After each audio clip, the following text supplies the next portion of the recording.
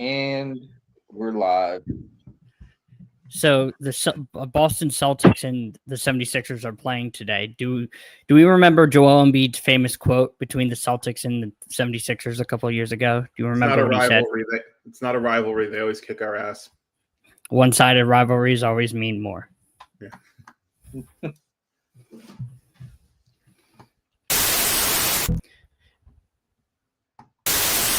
I'm about to get mine and it's about time. Call us Grindhouse, everybody in a house grind. I'm just doing me, I ain't trying to outshine. Trying to kill my vibe is how you get outline.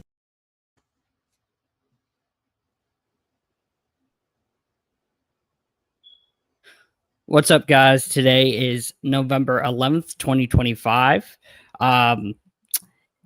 Today in NBA history, Rudy LaRusso was born in Brooklyn, five-time All-Star, actually one-time All-Defensive team. I believe it was the second team. And on November 11th, in 1937. Tony, I'll start with you.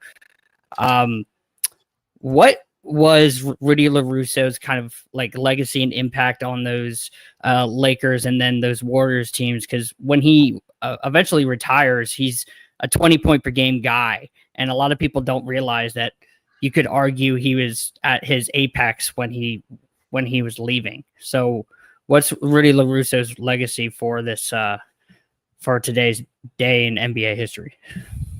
Well, I mean, I'm going to be honest with you. I don't think most people even know who Rudy LaRusso is. So I don't think it's much.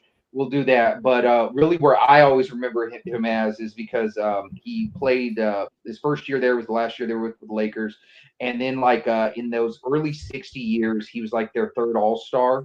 The power forward was Baylor, him, Wes Baylor, and then him. He was that third guy. He was like 17 and 10. Really good guy. He could stretch it out to about 18 feet. Skinny guy, but really hustled and got the rebounds, got the boards. Didn't really pass much. He was peaking with those years with the Warriors, although I never really knew if that's because he was a better player or if he just got out from under West and Baylor and finally was kind of able to, showcase his skills and his talents and all of that. But Rudy LaRusso, really good, solid player, but he's just kind of going to be one of those forgotten ones. Not a big name guy or anything like that. He's like, I don't know, 3-4-time All-Star, something like that. Didn't make many All-Star games. I think he only has, one All-NBA with the Warriors? He might not even have that. I know he's got an All-Defensive with him. And but yeah, he might not even have that. So I don't think he's got much of a legacy. I think you really got to know your hoops, kind of know Rudy. But we'll see a lot of these players nowadays that kind of get lost in the shuffle like that, going forward. And Rudy, I think he's one of the pioneers of those guys. Hoops. It's hard to say anything better. Say it better than Tony, because I think it's the correct assessment in terms of Rudy LaRusso's legacy. Like you said, there isn't much because most people don't know who he is. It's kind of funny he's not in the Hall of Fame when you consider guys like Satch Sanders, Casey Jones, who never made an All-Star team, right? Never put up the numbers Rudy LaRusso did, are in the Hall of Fame for being part of that Dynasty Celtics team. When you think that maybe if they had won one of those titles in the 60s, maybe if Frank Selvey had hit that shot in 62, maybe Rudy LaRusso gets remembered a little bit more. Maybe he gets into the Hall of Fame with that title. But ultimately, there isn't much to say other than he's playing, I guess, for lack of a better term, more of a Horace Grant role for most of his time with the Lakers. Horace Grant without the winning, I guess I'll say. Right. And that was our day in NBA history.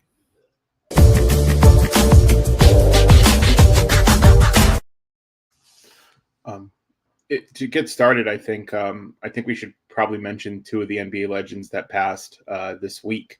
One, of course, being Lenny Wilkens, who's a Hall of Fame player and coach for the St. Louis Hawks, Seattle Supersonics, Portland Trailblazers, Cleveland Cavaliers.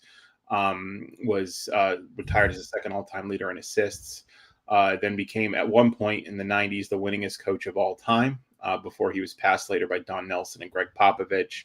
A true pioneer of the game. Was a player coach, I think the second player coach maybe behind after Bill Russell, because he became the player coach in Portland, I think in 74, 75.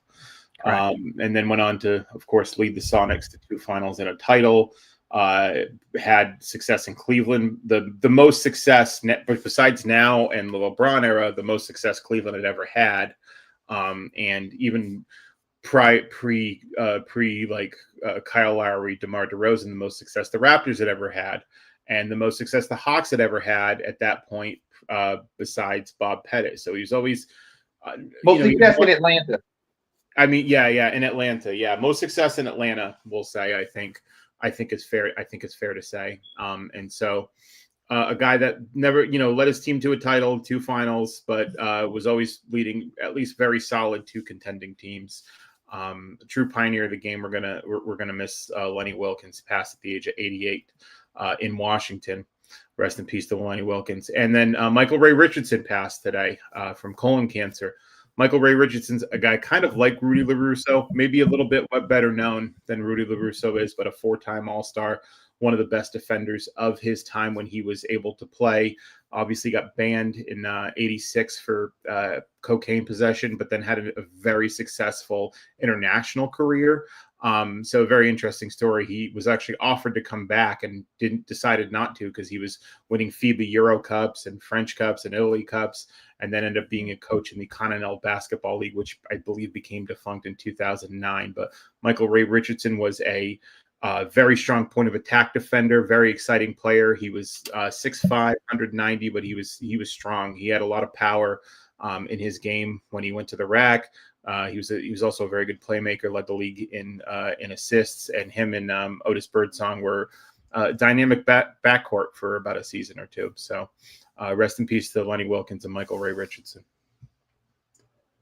You don't want to talk about his New York run, Lenny Wilkins' New York run in the mid to late 2000s with the Knicks? No, I'm going to gloss over that. No, I don't remember that. I literally forgot about it. I literally forgot about it. We don't talk about it. I think it was 2004 and 2005. He was with the Knicks, right? If I'm not mistaken. But that, he did. I just remember with him and Isaiah Thomas back to back. You know what I mean? And it was hard to tell which was worse. It was a rough stretch. It was a rough stretch. And quickly on that. So my family's from Seattle, and they were all Sonics fans for a long time. And Lenny Wilkins is actually one of the 2 people why I became a historian. What he did for the community of Seattle, and how he was able to create a community of basketball within Seattle. All of these players started to come out of Seattle about 10 to 15 years later. The talent pool of Seattle became what it was. They became relevant because it's not as big as New York, but I will always claim that Seattle's probably number 2 because of the amount of talent of both NBA talent as well as like street talent, like the Drew League and all this kind of stuff being in Seattle. Lenny Wilkins is the pioneer and the godfather of Seattle basketball. Shout out to you. And then Michael Ray Richardson, another one of my favorite players, unfortunately passing. It's been a really rough 48 hours for myself. I cried over Lenny yesterday before I went to work. I mean, not yesterday, a couple of days ago. So that it's been tough. Shout out to Lenny Wilkins. You're a great basketball mind. Yeah, I want to say shout out to both of them too. I think Michael Ray Richardson probably should have went down as one of the greatest defenders we ever had of all time. Obviously, the cocaine problem, the booger sugar, you couldn't stay away from it. Moved on. Amazing, living in that kind of fast lifestyle, especially in the 80s to 70s. He made it to 70. So, congrats on that alone. Lenny Wilkins, you were a pioneer in terms of point guard position. You talked a lot about, he stood a lot of civil rights, talking about being that he was half black, half white. You kind of talked about it from both ends of the perspective. Your Knicks thing didn't go really well. I remember when you did when you passed Red Auerbach for the most wins in the league, for most coaching wins. They asked if Red wanted to show up, and he said, "Hell no. Why would I want to show up to see someone break my record?" So shout out to both. And then I wanted to bring this up too about Rudy. Well, we got off. I want to ask you a question. One of my favorite Rudy LaRusso facts is his nickname. One of his nicknames was Musty, and I've never been able to figure out how he got that nickname. But if you were known as Musty, and that was your nickname, you were Jules Musty Compton. Would you be proud that you earned that nickname? I get like my gut feeling is I don't know. Mm-hmm. Maybe because I couldn't even tell you, to be honest with you. I think some of the nicknames even now are just like kind of head scratching. I mean, Tyrese Halliburton's nickname, we all kind of know what that was, but like it's some of the nicknames in NBA history are very unique, and when you hear them, you laugh to yourself, like, Musket, Rudy Musket LaRusso. No, Muskie. Doesn't Muskie. No, like you're musky. Yeah, like Muskie. Yeah. I don't know.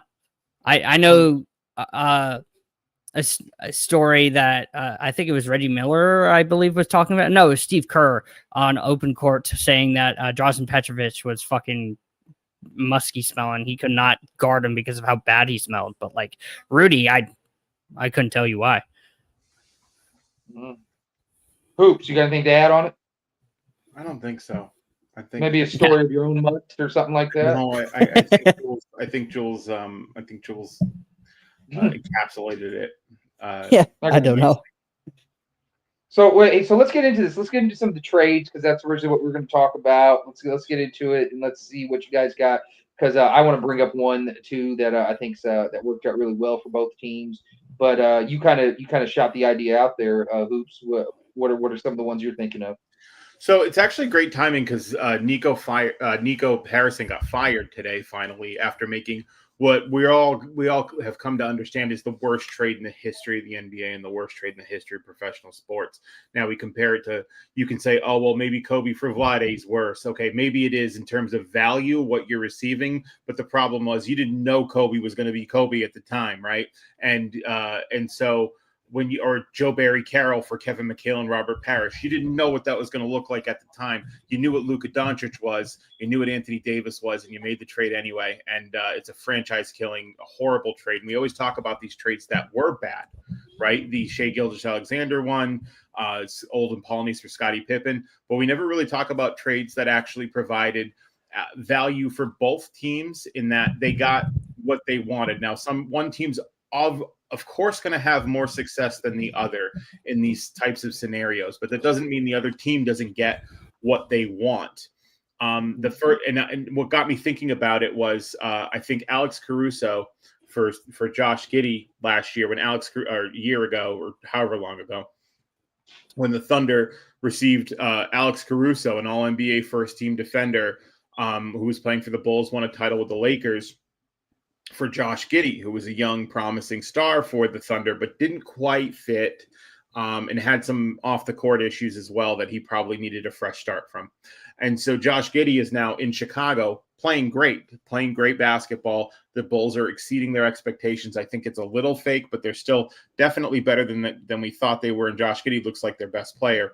And the Thunder obviously won a title, in part due to the defense that Alex Caruso was providing you off the bench. You know, he famously face guarded Nikola Jokic for Game 7 of the Western Conference semifinal. So I thought, well, that's a trade that worked out for both teams. And what are some other trades that worked out for both teams? So, because we always talk about the ripoffs, and the first one that came to mind to me is the Lakers trade for Pau Gasol. 2007, Kobe Bryant was toiling in sort of obscurity. We can argue whether or not that's his fault, whatever. The fact is, the Lakers sucked. Kobe was good. Yeah, it was. But the Lakers Kobe was good. The Lakers sucked. They weren't going anywhere. They missed after Shaq got traded. They missed the playoffs. They won. They missed the playoffs, lost in the first round twice, right? And Kobe obviously frustrated by it, because he felt like he could have been the best player on a title contending team, and he ended up being one. They ended up making a trade for Pau Gasol, and in that trade was the rights to draft Marc Gasol. So the Lakers get Pau Gasol, make 3 titles, win two championships. On the Pau Gasol during those 2 title runs is 19-11 and 2 blocks and 3 assists, right? And the Grizzlies get Marc Gasol, the cornerstone for their franchise, and the grit and grind Grizzlies, who don't win a title, right? But I think, exceed the expectations that they had at the time of the trade, where Marc Gasol becomes Defensive Player of the Year, an All-NBA first teamer. Granted, it's a shitty year. It's a shitty time for centers, but still one of the best centers in the NBA.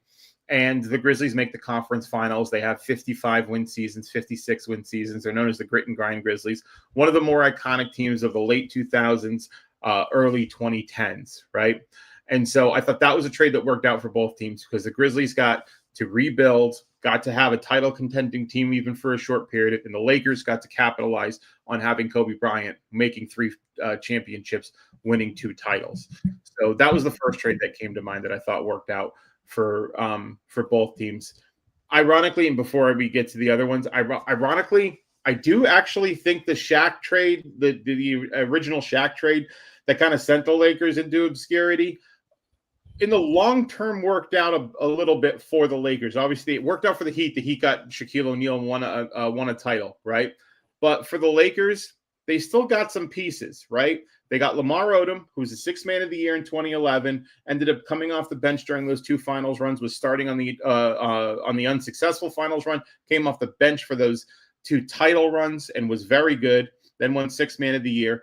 And one of those picks they got from Miami being Jordan Farmar, who was an important role player on the bench for them. So I think that kind of did work out for them a little bit in the long term, especially when you consider they had to get rid of Shaq anyway.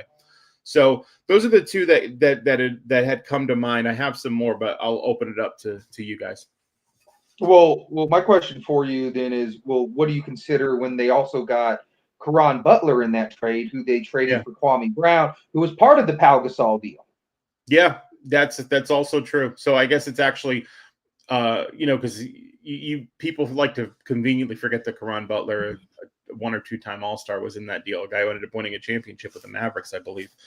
Mm-hmm. But yeah, they traded him for Kwame Brown. They got Kwame Brown and Stephen A. You got Stephen A.'s famous Kwame Brown rant about how he had no hands, the guy couldn't play ball, and they got Pau Gasol for him. So ultimately, while it didn't have the immediate success of a Miami Heat, what the Miami Heat were able to achieve, conference finals and a title, with Shaquille O'Neal being the 2nd best player on the team next to Dwayne Wade. Ultimately, they were able to get those pieces to put together a title contending team that made 3 finals and won 2 championships. So, Jules, you want to take it? Yeah. I guess the 2 that came off of my mind, like you mentioned the Gasol trade. I think that's incredibly valuable. I wanted a little bit of a different route. I went Alonzo Mourning for Glenn Rice. Alonzo Mourning, I think, getting 2 defensive players of the year with the Heat, incredibly valuable. And then Glenn Rice on those Hornets teams made, I believe, 3 All-Stars, 2 All-NBAs. And I believe had that obnoxious season in 97.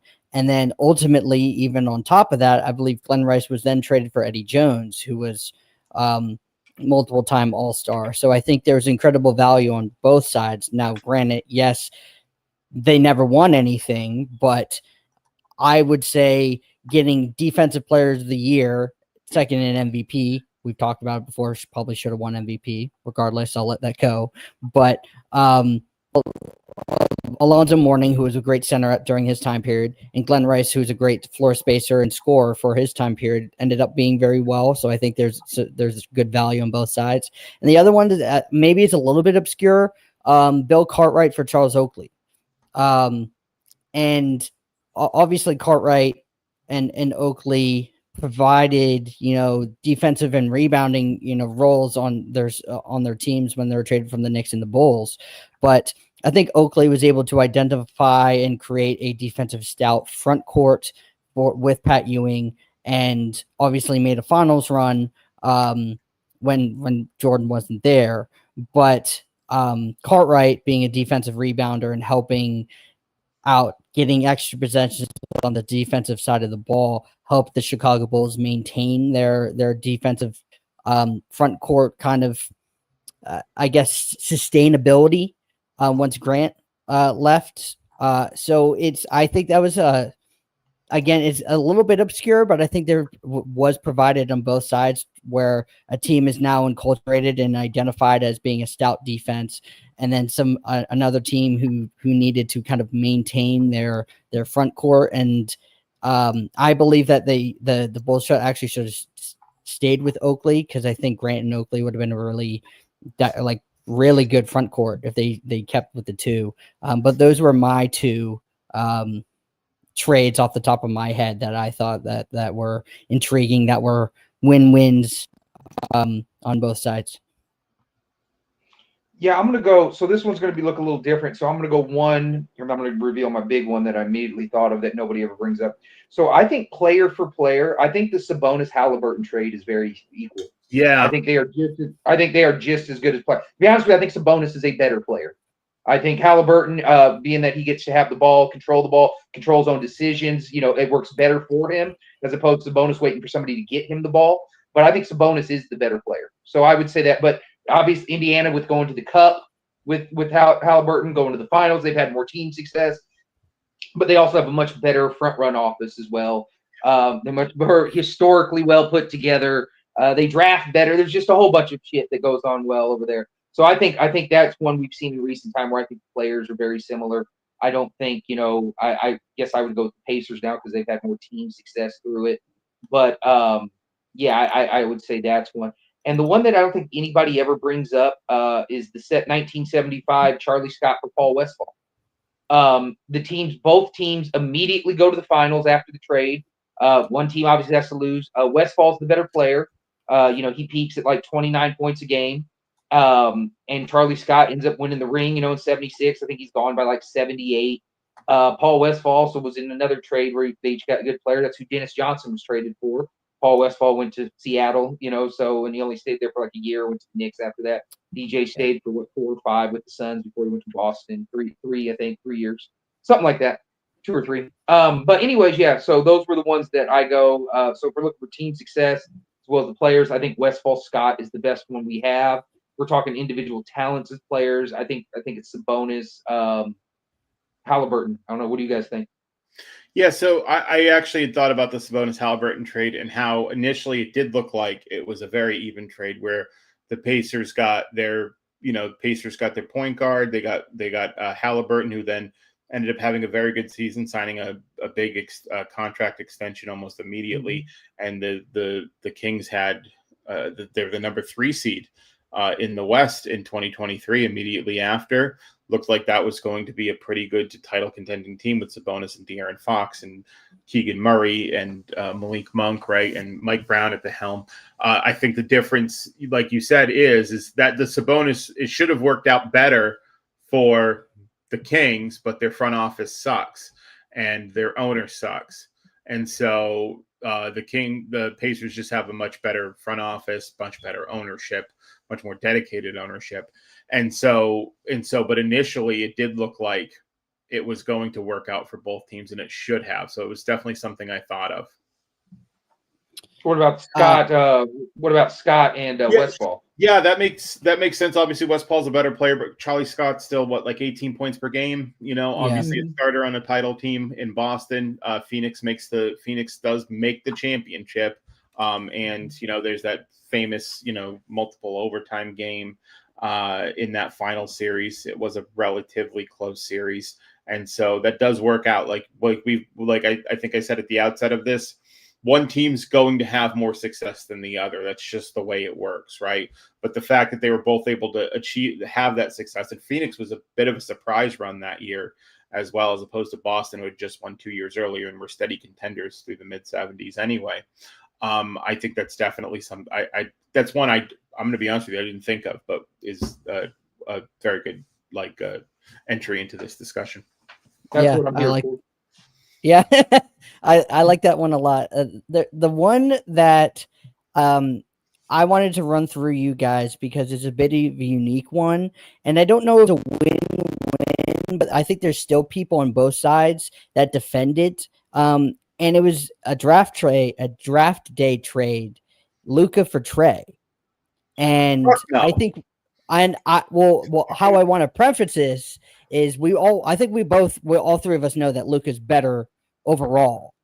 But the preface before that was that, or the talks between Dallas and the Hawks were that they were going to draft the other person's players and trade them prior. So like, why even draft them in the first place? But again, with the Hawks, making the Eastern Conference Finals, with Trae Young, and since then hasn't really done shit. Luka is now arguably top 4 at worst player in the world. In MVP talks year in and year out, made a championship, ultimately lost. Is there any like draft day trades that ended up being win-wins in NBA history that is of that kind of caliber? I know that's recent. That's why I wanted to throw that out there. I would venture to call at this juncture, given what happened, I'd venture to call that trade for Luka and Trae a lose-lose, because first of all, Atlanta lost out on one of the greatest players of all time for Trae Young, who's pretty good. And they make the conference finals. It's a bit of a fake run. They end up losing 2 games to the Bucks with Giannis out. And they really haven't even come close or sniffed that level of success yet. They look a little bit better this year. Maybe they will. And I guess you can say ultimately they won the trade. But with Dallas, they should have won the trade, but then they fucked it up. So, I would just kind of call it a lose-lose, given what we're seeing with Dallas now being right now the worst offense in the history of the NBA. All the other shit, we don't have to even talk about it. I venture to call it a lose-lose, because that conference finals run, that shit was fake as fuck. Everyone talks about I'm serious. That shit was the fakest fucking shit. Everyone talks about, and I'm sorry, Tony, because I know the Suns made touched your sweet spot. Everyone talks about the bubble being fake, right? The bubble being artificial. No, it's 2021 is worse. The next year that's artificial, because everyone's hurt. The Suns were a good team that could have made the finals anyway, but everyone's hurt. Fucking, you got that weird shit with Durant and his foot's on the line. Kyrie's hurt. James Harden's hurt. The Knicks are banged up. That's how Trae Young ends up beating them. They can't even fucking capitalize on Giannis being out in that series. You got LeBron and Anthony Davis being hurt. You've got fucking Kawhi Leonard being hurt in that shit. It's a compressed season that starts in December. It was just weird. The four teams that made the conference finals that year fucking never made it back after that. That run for Trae Young and the Hawks was the fakest fucking shit I ever seen, and I'd be shocked if we ever saw it again. That's why I'm a Trae Young hater, because I'm a big believer. You know what's really funny though is the very next year the Hawks during the regular season, they said they were just kind of bored with the regular season. That's what made it even better. Yes. Yes, I remember that, and I started cracking up, and I'm like, "There's no way you guys are this fucking cocky about making one Eastern Conference Finals run in God knows how long, and you guys are saying this out loud." No, that's why I wanted to throw it out there, because those rumblings are starting to come back up, because there's been Trae Young believers. He's out now, but there's he can make it back there because of this year specifically. I know we don't talk about current basketball, but I just wanted to throw it out there. But to bridge that conversation, is there any other draft day trades that ended up being surprisingly good for both sides? Because that was, I think, a point of contention of where I was trying to lead to. Well, I don't know if this is surprisingly good, but we got to go up there because Hoops did this post recently. Now I don't know if he did today, day before, something like that. But I think you got to look at 56 Boston Celtics for white guys. Ed McCauley and Cliff Hagan for Bill Russell. All of them are in the Hall of Fame. So and they all won titles. So I would say that was now when you look at the comparison, 11 titles versus 1, it's a little one-sided. But at the end of the day, that's still the Hawks' only title. So I would go there for one.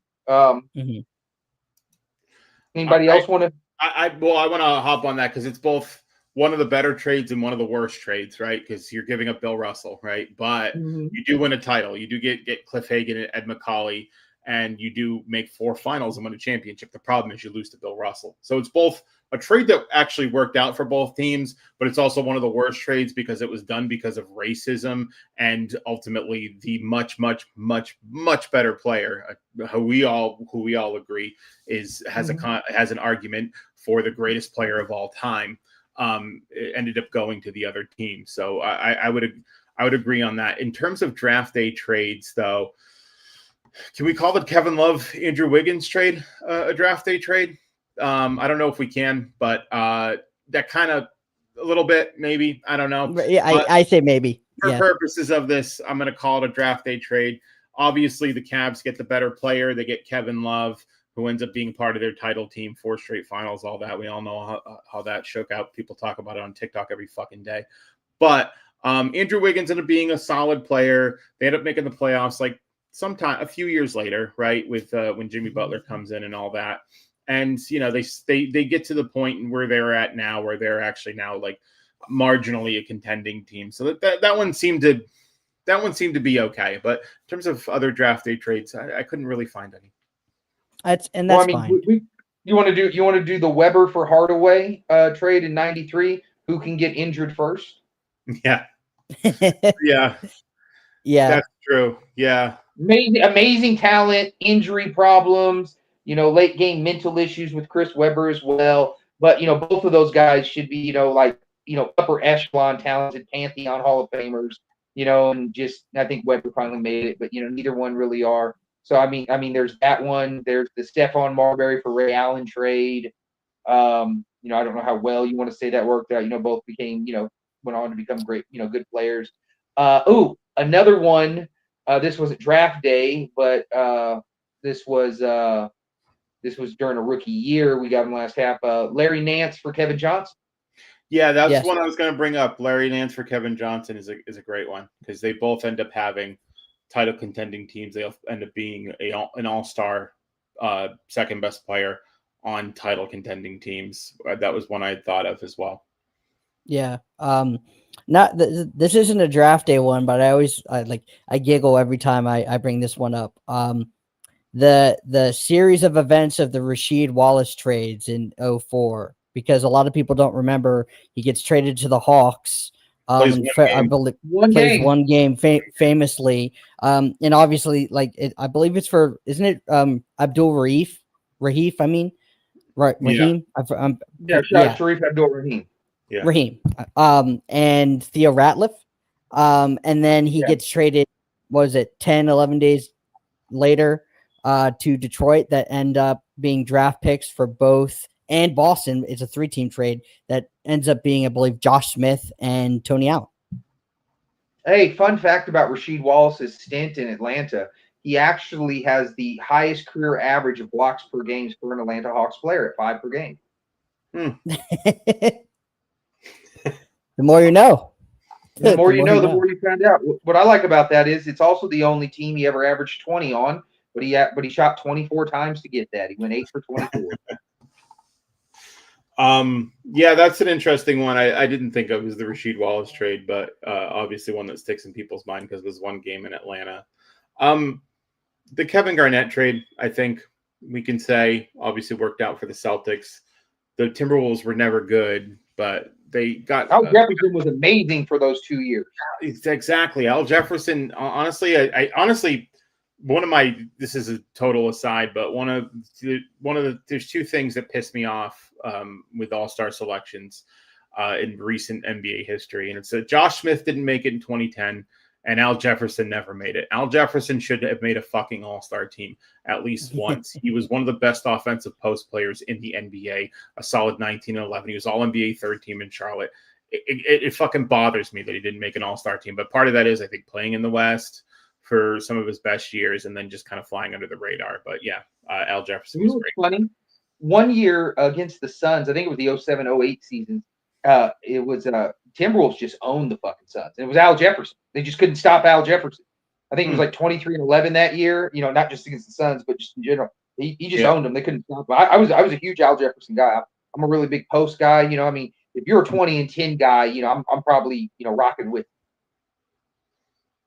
Yeah. I mean, some of the best offensive post footwork and one of the best offensive post players in the league that totally flew under the radar because he wasn't going to make it over Tim Duncan or Pau Gasol or whoever else in the All-Star team. Jab step and 15-foot shot too, and all that. But let's kind of pivot because we want to talk about this too. So let me ask you guys this, and you guys can pick some, and then I'll ask them and all that. We were talking about this, and everybody loves what ifs and all that. And we were talking about, we just kind of talked about Weber and Penny and all that. let's talk about, I don't know, we'll give maybe 10 guys, 5 guys. I don't know. I mean, I don't really got no set number here of like what if guys. Like, where do you see them? Like, some guys that maybe got injured, some things happened, whatever the case may be. Maybe they have a drug problem like Michael Ray Richardson.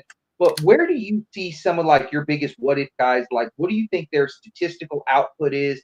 And what do you think their role would be? You know what I mean? Like, are they the best player on a title team? Are they the second best? Are they an MVP? Are they a defensive player of the year? Are they, that type of shit? So, Jules, why don't you start us off? Why don't you give us a guy, and then we'll shoot the shit about him. Then we'll kind of rotate. And we'll go through some guys.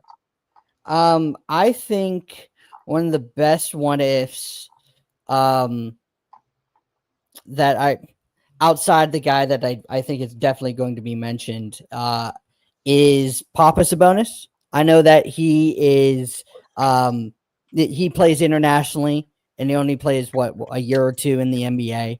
And everybody who watched him internationally said that he's one of the greatest international players ever. His skill set would be easily portable to today's game. His transcendent play in the mid post, being able to shoot, a legitimate 18 to 20 foot shots, playmaking at a very high level, basically the same thing that his son is doing now. I think that he's a what if, because if he was playing in his said time period in the NBA, he would be definitely in those talks of the 90s great centers, and then the transition between late 90s and early 2000s where everybody only remembers Shaq. I think Papa Sabonis would be in those conversations because he's a big, bulky dude who makes at a high level and makes everybody around him really good. So I think he's definitely a what if he played in the NBA. How good would he be, and how would these offenses run then? Because I think he would have been the revolutionary of these offensive hub-esque big men that we see now, and he would basically be the stepping stone to where we're at now. I think we'd be evolutionized even further than we are now. So I would say Papa Sabonis. So wait, shoot us the numbers. What do you think he's at his peak? What's his role? Is he the best player on title team? Is he an MVP? Where are we at? I think that he could be at his best all NBA second team. I think he could be a legitimate like 21, 14, and 5 to 6 guy. I think that I don't know if he'd be a best player on a championship team. I think let's just say he was in let's just say he just played his whole career in Portland like he did in the NBA. I think they'd be a little bit more relevant, but because of the 90s West, I don't know how far they would be able to be because of the level of competition at said position. But I think you'd be able at his peak to be at least an all NBA second team guy. He could have made all defensive team maybe 1 or 2 years, sneak at least 1 or 2 in there. So I would say probably 22, 14, and 6. On Western Conference semifinals or finals teams. Gotcha. Hoops, what do you got on him? Honestly, it's a little more recent. But I liked this guy in college. I saw some things that I liked when he came to the NBA. Wait, before you give it to us, give us your prediction on Arvydas. Where do you think he's capping out if we got to see him in his prime? I think Arvydas Sabonis, like he said, being those offensive hub centers, it can be kind of like another what if Bill Walton saw that with him, and he was like an 18. Bill Walton's like an 18, 15, and 5 guy. I think Arvydas Sabonis could have been that or better. I think let's just say 23. Let's just say like 23, 14, and 6 or something like that. I think he really had that. He really had those capabilities. And if it wasn't for the injuries, being held in Lithuania and all of that, not being able to get out of his contract with Portland, who knows? What if he goes to Portland early? Terry Cummings or Terry Porter, Clyde Drexler, and Arvydas Sabonis, right? Prime Arvydas Sabonis. Jerome Kersey. Buck Williams. Yeah, do they win, right? Do they win a title? Do they beat the Bulls? Do they beat the Pistons? Who knows? We'll never know. But I would say, let's just say 23, 14, 15, and 6 assists, I think. If I'm just I think he's more of like, I think he's a 26, 13, and 5, 6 assist guy. What people don't really realize is his first year, because he played, like after his first year, like he didn't play nearly as much. But his first year, he doesn't even average 24 minutes a game, and he averages 15 points. He averages 15 and 8 in less than 24 minutes a game. That's incredible production for 24 minutes. No, I agree. Not even 24 minutes. It's a little under. It's like 23 and a half or something like that. 23-7, 23-6, somewhere around there. I don't know. Mm-hmm. All right, so then Hoops, who do you, and I think he was better than Robinson in '88. Robinson's rookie year was 24 and 12. So however good you consider David Robinson, could he be the best on a title team? I don't know about David Robinson. He's a maybe yes, maybe no type guy, and I think Arvidas is better than him. I think so. I would say I would lean more towards the yes. At his peak, he could be the best on the title. So Hoops, who do you got for us? I was kind of torn between one guy or the other. I want to say Maurice Stokes, but because of the hit, you starting out. But I think we kind of saw that what he was doing, the 17 points per game, and then he had a head injury, never played again. I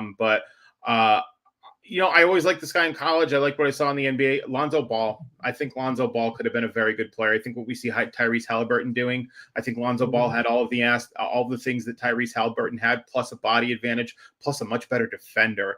I think he could have been he was already as a rookie, based on the metrics, one of the best point of attack defenders in the NBA. He had a 6'6", like 200-pound frame. He was athletic. He could get to the rim. He could make advanced reads.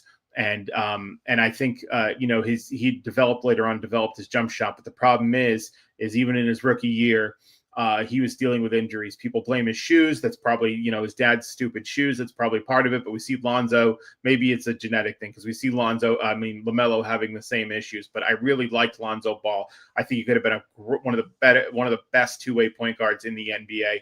And I think it's a shame. He started to put something together in Chicago before he got hurt too. But I think by then the injuries had caught up to him. But I really liked him. I saw why he was the number 2 overall pick ahead of Jason Tatum.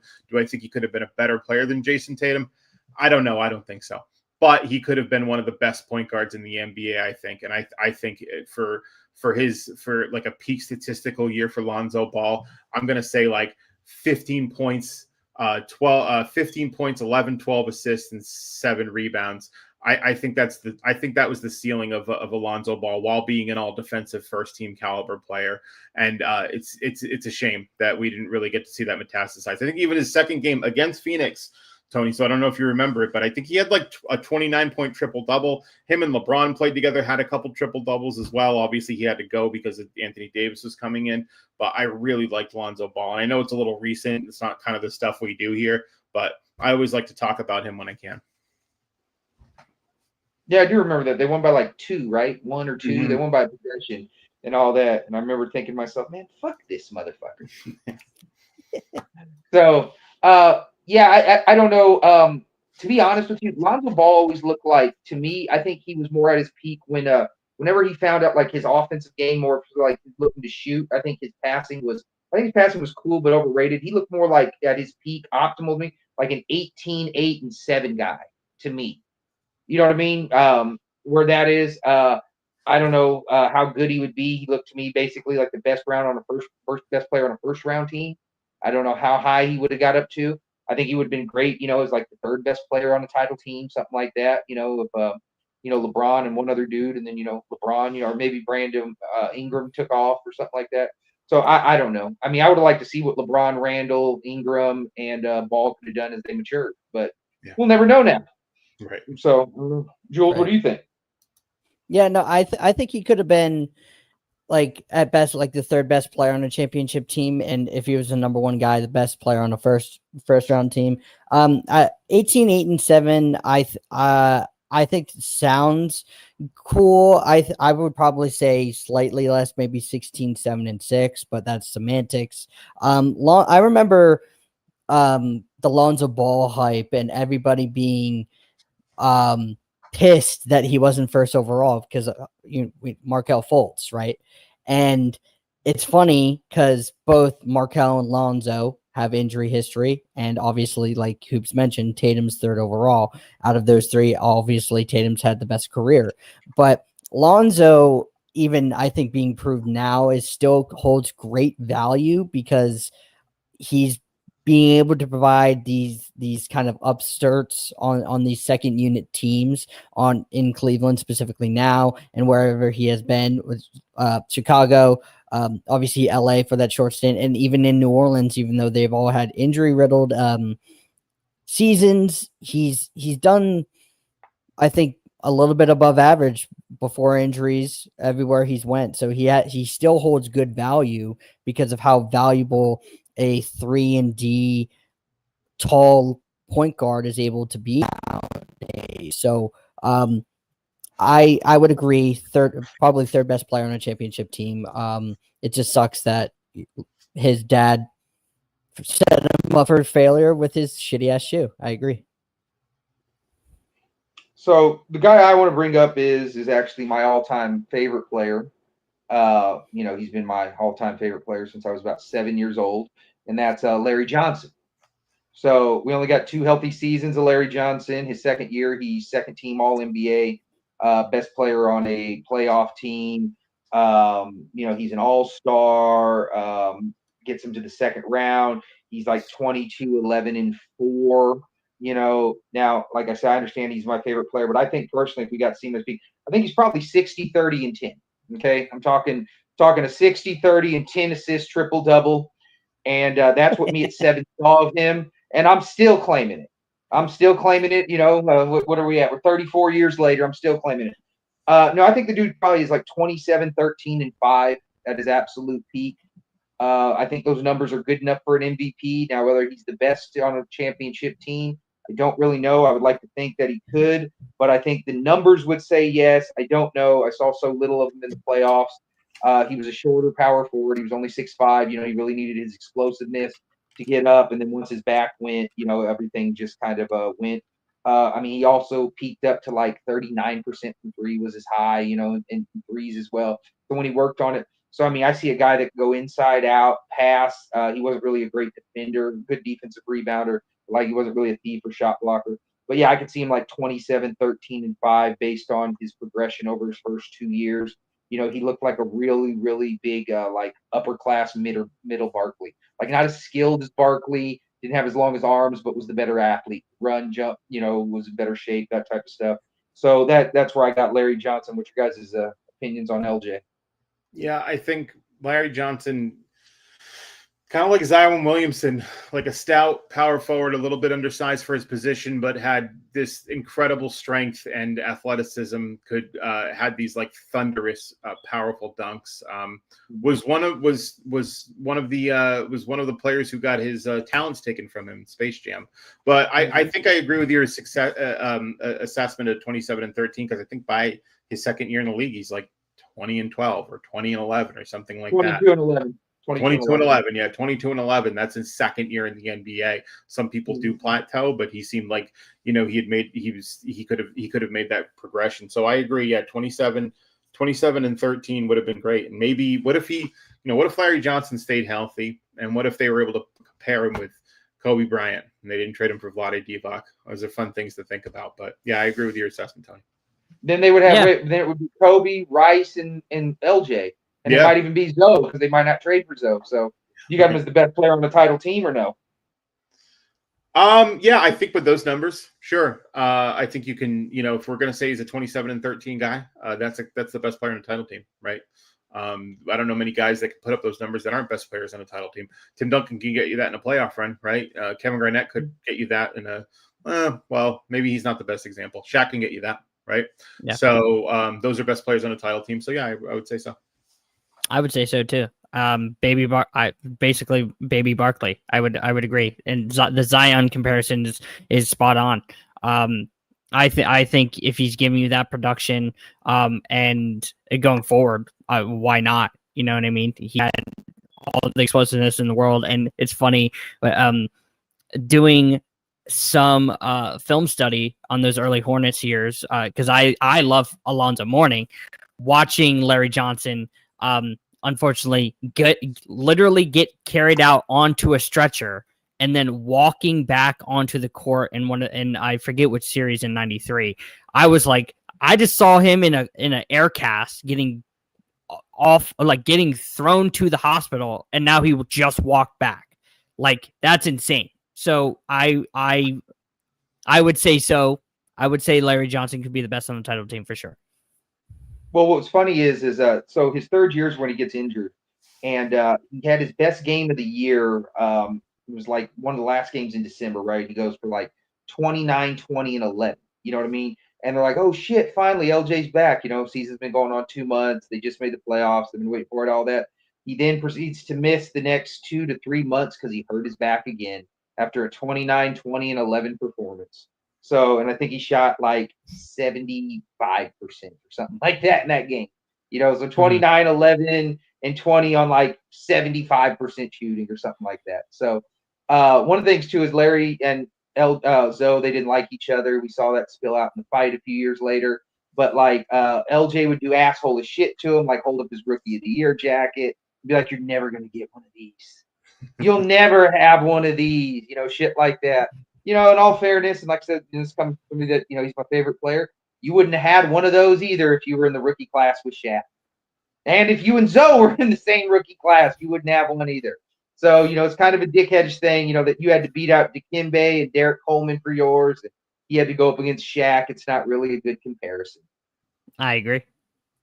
Tony, can we make this a reoccurring series? Because like there's other guys that come to mind I think we can talk about too.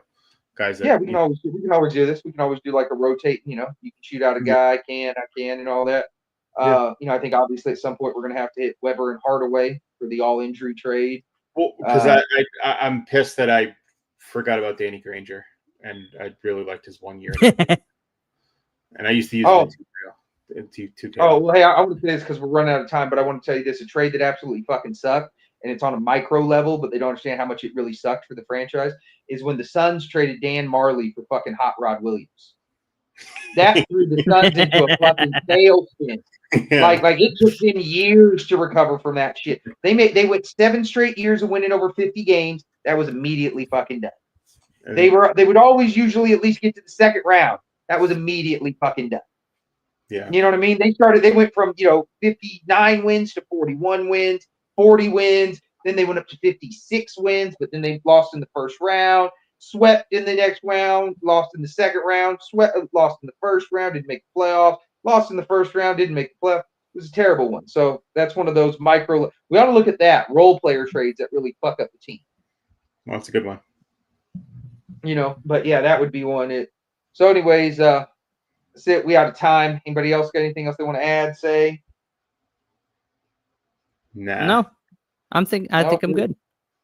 We're good. All right. So for Hoops, I'm Tony. That's Musty over there in the corner. No, that's Jules. Anyways, we'll check y'all next week. Until then, make sure y'all bless the ones who broke you, because you know they're the ones who built you. As soon as I can get this live streamed in, we're out. Oh, Canada. Put on a suit, drink water, don't drink and drive. Hey, man, call your mother. It means nothing. It means nothing. No, they lying to you. It's about the money. Now you're more fluent.